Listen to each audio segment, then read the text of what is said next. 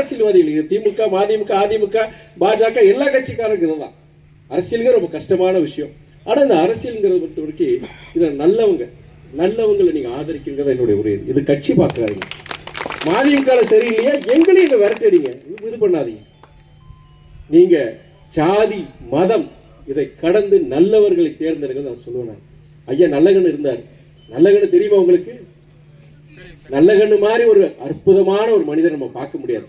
வாழும் காந்திங்கிறது நம்ம ஐயா நல்லகண்ணு தான். ஆனா விடுதலைக்காண்டி நம்ம நாட்டு விடுதலைக்காண்டி கிட்டத்தட்ட 5 ஆண்டுகள் சிறையில் இருக்கார். சிறையில அவர் சித்திரவதைகள் அமைச்சிருக்கார் ஐயா நல்லகண்ணு. நாடு விடுதலை அடைந்த பிறகு சரி, ஏழை விவசாயி நம்மள மாதிரி விவசாயிகளுக்காண்டி அவர் ஒரு முக்குளத்தோர் சமுதாயத்தை சார்ந்தவர். ஆனா அந்த பகுதியில் அவர் வாழ்ந்த பகுதியில் பட்டியலின மக்களுக்காண்டி அவர் பல போராட்டங்கள் நடத்தினார், சிறை போனார். அப்படிப்பட்ட ஒரு ஒரு அற்புதமான மனிதர். ஜாதி மதங்களை கடந்து இந்த நாட்டின் விடுதலைக்காண்டி உழைத்தவர். இப்பயும் அவர் வயசு கிட்டத்தட்ட 100 வயசு ஆயிடுச்சு அவர். ஆனா ஒரு தேர்தலை வெற்றி பெற்றிருக்கிறாரா? ஒரு சட்டமன்ற தேர்தலை வெற்றி பெற்றிருக்கிறாரா? ஒரு நாடாளுமன்ற தேர்தலை வெற்றி பெற்றிருக்கிறாரா? வெற்றி பெற வச்சிருக்கிறீங்களா நீங்க? கிடையாது. சாதி மதம் பணம். இன்னைக்கு அவர் வயசு 100 வயசு ஆயிடுச்சு. அவருக்கு எந்த வித கவலையும் கிடையாது.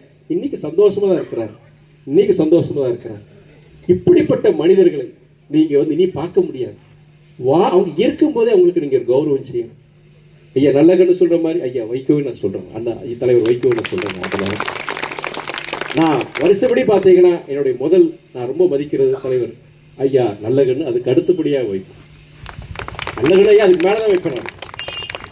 இப்படிப்பட்ட மனிதரை நீங்க பார்க்க முடியாது. இந்த மாதிரி நீங்க சாதாரண ஜனங்க, நீங்க சிப்பி பார்லமெண்ட் கிடையாது. ஒவ்வொரு கிராமத்தில் இருக்கிற தாய்மார்களும் சாதாரண ஜனங்க. நீங்க ஒரு மனமாற்றம் உங்ககிட்ட வந்துச்சுன்னா அரசியல நல்லவங்க வருவாங்க. என்னை போன்றவங்க லட்சக்கணக்கில் வருவாங்க, இளைஞர்கள் வருவாங்க. எனக்கெல்லாம் எப்படா என்ன விடுவான்னு தான் இருக்கிறது. உண்மையை சொல்றேன். ஏன்னா இது ஒரு நல்ல காரியம் பண்ணிட்டு வந்திருக்கு. இந்த நேரத்தில் நான் சொல்றேன், மனம் விட்டு பேச சந்தோஷமா இருக்க அரசியல்ல கிடையாது. ஒவ்வொரு நாளும் சித்திரவதை அழிச்சுட்டே இருக்காங்க மக்கள். நீங்க நல்லா நீங்க ஒரு மனமலர்ச்சியோட ஒரு மாறுதல், ஒரு சிந்தனையோட நீங்க செயல்பட ஆரம்பிச்சீங்கன்னா என்னையோட சிறப்பாக செயல்படுறவங்க பல்லாயிரக்கணக்கான இளைஞர்கள் இந்த அரசியலுக்கு வருவாங்க. அரசியல் பல பேர் வர்றாங்க. தலைவரை பார்த்து நிறைய பேர் வந்தாங்க அந்த காலத்துல. தலைவர் இன்னைக்கு சகோதரர் விஜயை பார்த்து நிறைய வராங்க. ஆனா அந்த காலத்துல இவரோட 10 மடங்கு இளைஞர்கள் வந்தாங்க தலைவர் வைகோ பின்னாடி. ஆனா இன்னைக்கு அதுல காவாசி கூட கிடையாது. அது என்னன்னா இளைஞர்கள் ஒரு அரசியல் இயக்கத்தில் செயல்படக்கூடிய ஒரு சூழ்நிலை. நல்ல இளைஞர்கள் நம்ம சமுதாயத்துக்கு சேவை செய்யக்கூடிய அந்த இளைஞர்கள் பார்த்தீங்கன்னா எங்க கட்சி மாத்திரம் சொல்லல, பொதுவாக அரசியல் சொல்றேன் நான், எல்லா கட்சிகளையும். அதுக்கு காரணம் நான் அரசியல்வாதியை கூட சொல்ல மாட்டேன். அதுக்கு காரணம் மக்களாகிய நீங்கள் தான். உங்க மனசுல ஒரு மாறுதல், ஒரு மாற்றம் வந்துச்சுன்னா கண்டிப்பா அரசியல் கட்சிகளும் ஒரு மாற்றம் வரும், அரசியல் தலைமைகளுக்கு ஒரு மாற்றம் வரும். இதுதான் என்னுடைய அன்பான ஒரு வேண்டுகோள்.